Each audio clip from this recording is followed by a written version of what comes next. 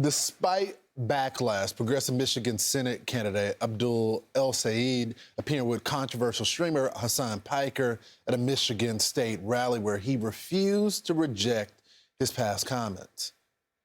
Abdul, are there any views that Hasan holds that you would disavow while you're with him right now? I'm not here to disavow people's views. I'm here to have a conversation about how to get money out of politics, put money back in pockets, and pass Medicare for all.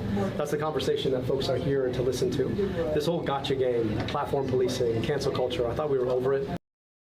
Let's bring in New York Post columnist and Fox News contributor Miranda Devine. Okay, so he said that afternoon. But earlier, that same day, yesterday, this is what he said when I pushed him on it. Watch. Of course, I oppose rape. Of course, I don't think 9/11 was justified. But because you appear with somebody doesn't mean you agree with them on everything. My question to you is, when did we start bending to cancel culture? When did we start saying that cancel culture was okay? Because clearly on your show, you have a number of people who you don't agree with, including me. And I think it's important for all of us who want to win votes, who want to build America, to go and talk to anyone, anywhere. So he didn't have any problem saying earlier in the day that he didn't agree with the comments. But when he's face to face with the man, he didn't want to talk about it. Yeah, it really is hilarious, and I think that El-Sayed is just an opportunistic politician. He knows that Democrats have a big problem attracting the sort of Gen Z and particularly male vote, and that's Hasan Piker's apparent audience. He spews his bile every day to an audience on this gaming platform.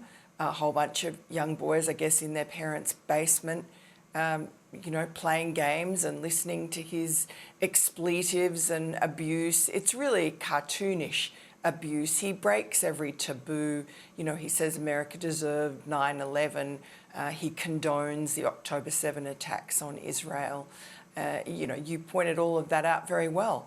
But it's not just El-Sayed, it's also Rashida Tlaib, it's also Ro Khanna. Some pretty mainstream Democrats are quite happy to stand alongside him and sort of launder his rank abuse as being normal commentary. And by doing that, they just lower the tone for everybody. And, you know, Amazon's obviously quite happy to have him on their platform. Twitch is an Amazon subsidiary. So no one's wanting to cancel him, but it just calls into question what kind of people these Democrats are, these progressives are. But it worked for Mamdani. Bernie Sanders and AOC like appearing with Hasan Piker. But, you know, I think they ought to really look at his followers because on X recently, it's been exposed that he might have, you know, 1 million+ followers, but a huge percentage of them are unverified. I think only 1.5% are actually verified followers. And that's the pattern you see when there are bots. Bots come in, they're paid, they boost someone's figures, and therefore their algorithm, which doesn't discern, rewards them.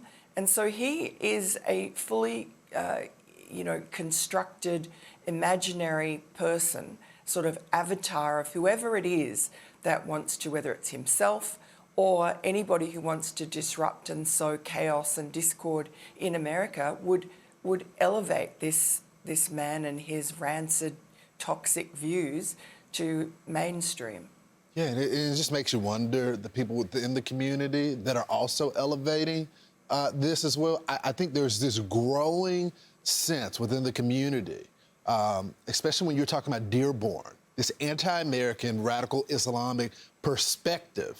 And I think we got to figure out where it's coming from and find those people as well. Miranda, we're going to keep following it. Good on you, Lawrence. Thanks very much.